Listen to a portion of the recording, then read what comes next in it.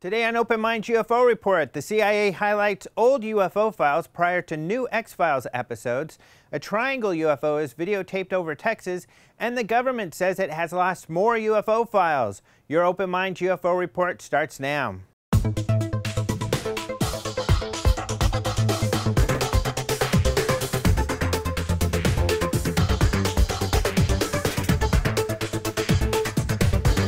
Hello and welcome to the Open Minds UFO Report. My name is Alejandro Rojas. The CIA chose to take advantage of the fervor created by the new X-Files episodes by posting 2 UFO articles highlighting their best UFO cases, skeptical reports, a few UFO pictures, and a report on how to investigate a flying saucer. Although most media outlets are reporting that these files have been newly released, that is not the case. And although the CIA says they have released the files in 1978, they are not mentioning that they did not give them up easily. It actually took a legal battle. The articles were posted on January 21st, 2016, 3 days prior to the premiere of the new X-Files episodes, and in the middle of the online frenzy of excitement that was taking place in anticipation of the new shows. The articles have received a lot of media attention, though most are misreporting it. Even though the introductory paragraph of the CIA UFO Files article clearly states that the files were released in 1978, many mainstream news reports are claiming that the files are newly released. The CIA is also being a little dodgy in regards to the release of the files. They simply state they declassified the documents in 1978. In actuality, the CIA denied having any files before finally being forced to release over 800 files after being sued by UFO researchers. Either way, the articles do include some great information. How to investigate a flying saucer begins with what is considered one of the best UFO cases on file. The UFO is reported by police officer Lonnie Zamora of Socorro, New Mexico. While chasing a speeding car outside of town, Zamora heard a loud roar. Fearing a local dynamite shack exploded, he diverted his course to go take a look. When he got to the area of the shack, he saw smoke in the distance. After coming over a ridge, he noticed that the smoke was coming from a shiny object in the desert. At first he thought it was a car, but as he got closer he noticed it was an egg-shaped object. The object then took off and zoomed over him. The case was investigated by the U.S. Air Force as part of their official UFO investigation known as Project Blue Book and determined to be legitimate. Blue Book Chief Hector Quintanilla, a UFO skeptic, said it was the best documented case on record. The CIA article notes that the case remains unsolved. The article then goes on to give 10 tips when investigating a flying saucer. One of the tips even includes a spectacular picture taken in New Jersey in 1952, which investigators could not explain. The second article highlights some of the CIA's UFO files. There are 5 they say X-Files character FBI agent Fox Mulder would love to get his hands on, and some files for the skeptics like Agent Scully. One of the more interesting files is titled Survey of Flying Saucer Reports 1 August 1952. This report states that the Air Technical Intelligence Center at Wright-Patterson Air Force Base in Ohio examined 1,000 to 2,000 UFO reports.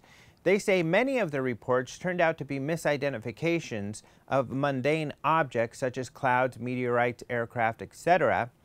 As for the unsolved cases, the report states interplanetary aspects and alien origins are not being thoroughly excluded from consideration. The report also recommends the CIA continue to keep the UFO issue under surveillance, although it states it is strongly urged, however, that no indication of CIA interest or concern reach the press or public. The media has been buzzing with stories about these files. It would be nice if more of the mainstream media got the story straight, but it is great that the CIA has highlighted some of these very interesting UFO files in a mostly straightforward manner. That has not always been the case with CIA UFO reports. A witness in Arlington, Texas has reported catching a triangular UFO on video on September 10, 2012, according to a report submitted to the Mutual UFO Network, also known as MUFON. The witness has reported multiple sightings, but apparently was only able to capture the object on video once.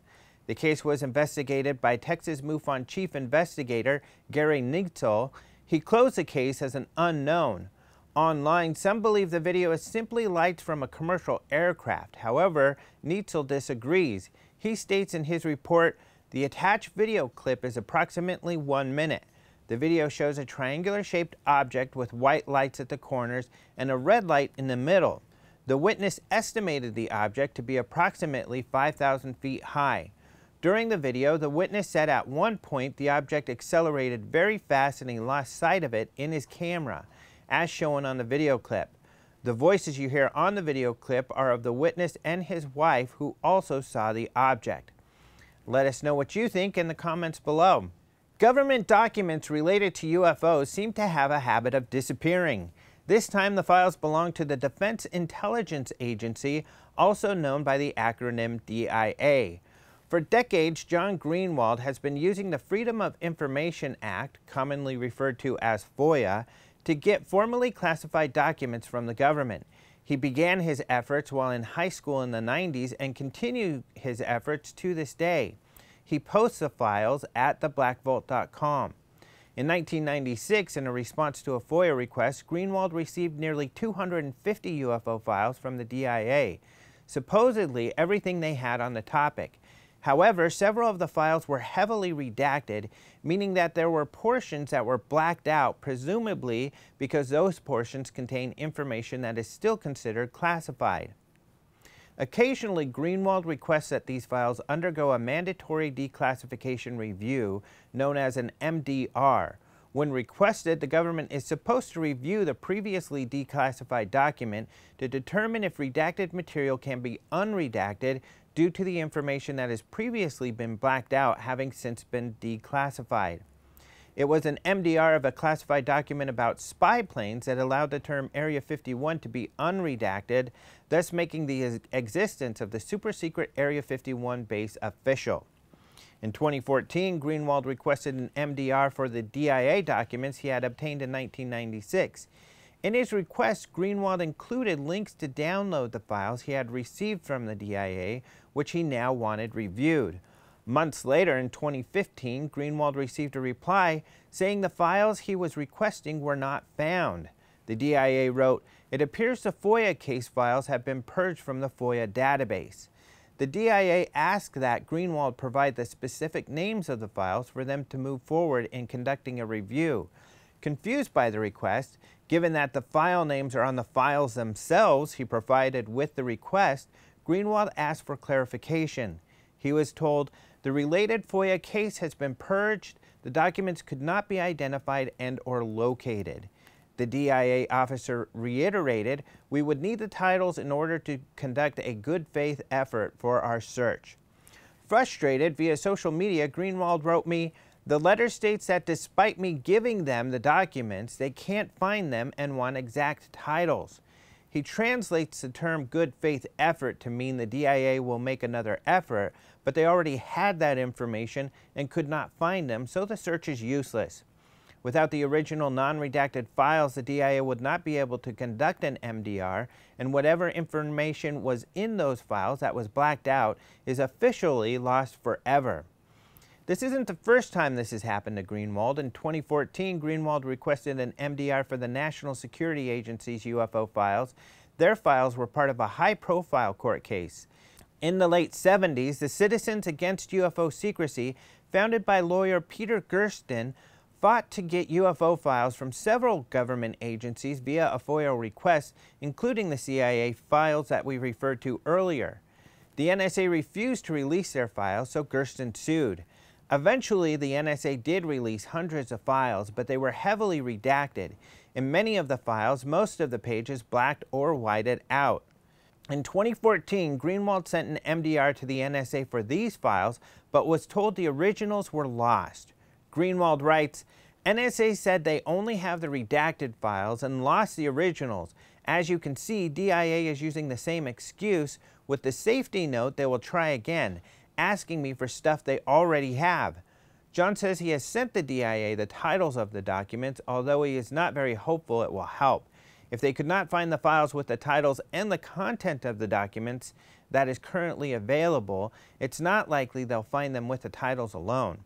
The question is, were the files actually lost, or like in the recent premiere episode of the X-Files miniseries, were the files spirited away by some secret nefarious third party? John Greenwald will be presenting on these files and more government UFO secrets at the 2016 International UFO Congress. That's our Open Minds UFO Report for today. You can find these stories and more at openminds.tv. We post fresh UFO news daily. You can also follow us on Twitter at Open Minds TV, and you can find us on Facebook. Don't forget to register for the International UFO Congress, the Guinness World Record holding largest UFO convention. Tickets are going fast, and especially in the last couple of weeks, we've had a flood of registration. The conference is only a couple of weeks away. However, there are still seats available. Be sure to get your tickets by registering now at ufocongress.com. Let us know if you enjoyed today's episode by liking the episode on YouTube and leaving us your comments in the section below. You can also download our podcast, Open Minds UFO Radio, on iTunes or at openminds.tv/radio. Thanks again for joining us today. For openminds.tv, I'm Alejandro Rojas.